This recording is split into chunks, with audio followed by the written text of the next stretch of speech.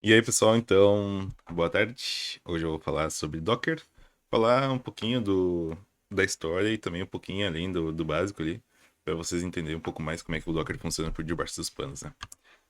Ah, opa, então, bom, eu sou o André e hoje eu vou explicar para vocês então sobre Docker, né? Só que antes de a gente chegar na parte mais técnica, eu acho interessante a gente falar um pouco o que antecede o Docker, porque é muito importante para a história da ferramenta, né?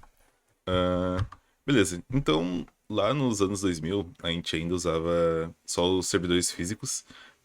E vocês entendem que para a gente conseguir escalar uma aplicação com um servidor físico, a gente, a gente tem um gasto muito grande com dinheiro, né? Porque a gente tem que comprar recurso físico e então a gente faz a aplicação desse recurso físico na nossa máquina, né? Então, isso tem um gasto muito grande com dinheiro. E isso não é positivo, porque, cara, imagina a gente tentar alocar duas, três aplicações dentro de um mesmo servidor e isso custar muito dinheiro, tirando toda a parte burocrática, toda a parte de fazer a aplicação, conseguir definir todo o ambiente dessa aplicação dentro do servidor. Então isso é uma desgraça, né?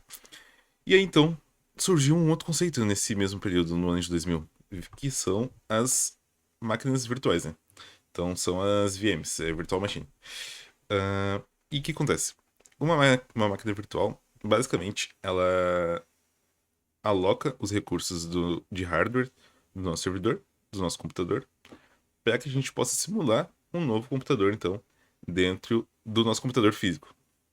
E isso foi um grande degrau subido, porque, cara, a gente conseguia, então, separar ambientes dentro de um mesmo servidor para vários outros serviços, né? Então a gente conseguia ter mais de um serviço rodando dentro de um servidor. Então a gente conseguia ter duas, três, quatro aplicações rodando dentro de um mesmo servidor.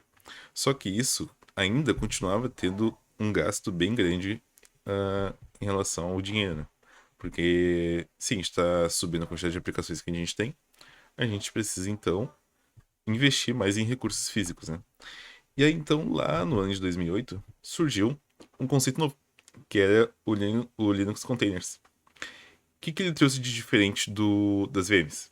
O Linux Container, ele possibilitava a gente ter ambientes isolados dentro de um servidor, dentro de um computador, sem a necessidade de a gente fazer essa alocação de recursos físicos, né? Sem essa alocação de hardware para que funcione a nossa aplicação. E ainda continua mantendo a separação de ambientes. Então, o Linux Container ele trabalhava com um conceito de separação de um mesmo kernel. Então, a gente tinha uma separação a nível de aplicação, em vez de a nível de hardware, que nem as VMs faziam. E isso foi o grande passo para a ideia de container que a gente conhece hoje, né? Então, ao invés de a gente fazer separação de hardware, a gente fazia separação a nível de software, né? Então, a nível do kernel do Linux. E, cara, isso foi um grande passo, porque ele traz uma diferença bem grande, assim, da VM, porque a gente não tem essa alocação de recurso físico, como a gente tinha mencionado antes. Então, isso é bem positivo mesmo. E aí, então, ahn, isso ainda não resolvia algumas dores que a gente tinha, né? Porque ainda fazer a configuração de containers ou fazer o up de uma VM era muito custoso para que a gente tivesse um ambiente consistente, né? Então aqui a gente está trazendo a inconsistência de ambiente. Que aí vem toda aquela questão, por exemplo, da gente conseguir desenvolver nosso ambiente local. E aí quando a gente sobe para produção, a gente encontra vários bugs que, que é o famoso na minha máquina funciona, né? Então isso é um problema que vem com a inconsistência de ambiente. E aí depois, outra coisa que está relacionado também com a inconsistência de ambiente é o dependency hell, né? Então imagina, ah, eu, Andrezinho, vou lá na minha máquina e desenvolvo com o Java 5, por exemplo. E aí, quando a gente faz o... A gente vai fazer a implementação da nossa nova versão do software lá dentro do container ou da VM, a gente tem já setado um Java 2, por exemplo. Então, cara, isso é uma desgraça, né? Porque a gente começa a trazer muitos problemas que não é para acontecer no nosso dia a dia, né? E aí, então, isso resulta em um deploy lento. A gente tem uma implementação muito mais complexa da versão atual do nosso software, né? Porque a gente de fato não sabe o que está acontecendo lá no nosso servidor de produção. E isso não é nem um pouco legal. E aí então, o que o Docker faz em 2013? Qual é a dor que o Docker consegue resolver? O Docker ele é interessante porque, cara, ele não está trazendo um conceito totalmente novo, assim, do que não tenha no mercado.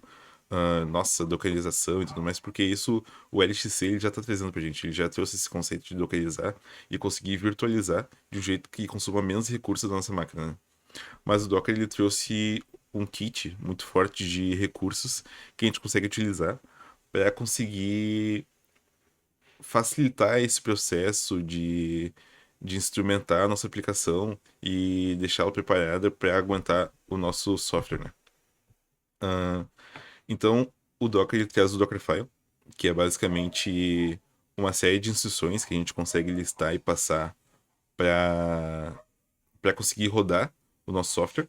Então lá a gente consegue passar, cara, eu vou usar a versão do Java 2, vou definir tais variáveis de ambiente, aí eu vou criar um volume, então eu vou conseguir armazenar essas informações dentro do meu container, e entre outras coisas que acredito que vocês já conheçam, né, do Dockerfile.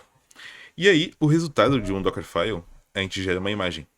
Então uma imagem é o resultado dessa receita de bolo que o Dockerfile ele cria, né? Então imagina que o Dockerfile é uma receita de bolo e aí o resultado dessa receita de bolo é um bolo que é a imagem.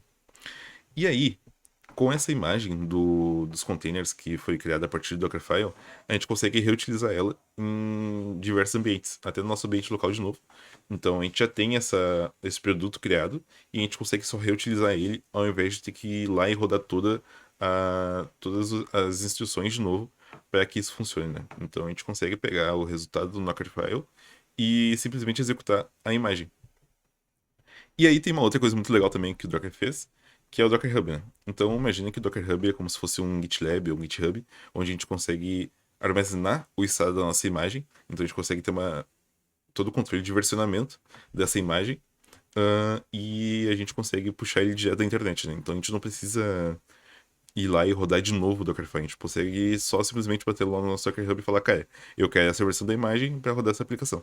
Então a gente já consegue ter um controle de versionamento da aplicação muito maior, a gente já consegue ter uma diferenciação de ambiente de desenvolvimento para ambiente de produção muito mais tranquilo, né?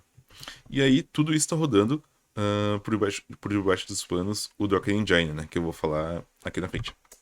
Então, como eu comentei antes, o que vem com o Docker, né? Então a gente consegue ter uma consistência e portabilidade, a gente consegue fazer essa troca de ambientes com muito mais tranquilidade, né? Também aqui tem a implantação rápida. Pô, imagina lá dentro do nosso servidor agora, a gente não precisa mais rodar uma série de comandos, instalar a versão do Java, instalar a versão do software que a gente vai usar para conseguir rodar a nossa aplicação. A gente simplesmente vai lá e faz o pull dessa versão da imagem que já está dentro do nosso Docker Hub, né? Então isso é bem legal. E aí, como eu comentei antes, isso já traz um ambiente muito mais tranquilo para a gente conseguir desenvolver nosso software, né? Porque todos os nossos recursos necessários para rodar nossa aplicação já estão dentro dentro do nosso Dockerfile, que já é a nossa imagem, né? Então a gente já tem um ambiente de desenvolvimento muito mais homogêneo. Mas agora vamos falar um pouquinho sobre o que tem debaixo dos panos do Docker, né? Cara, por debaixo dos panos do Docker é bem legal, porque a gente tem o Docker Engine, que ele é o todo. Mas o todo do Docker Engine, ele é dividido entre três camadas, a princípio, né?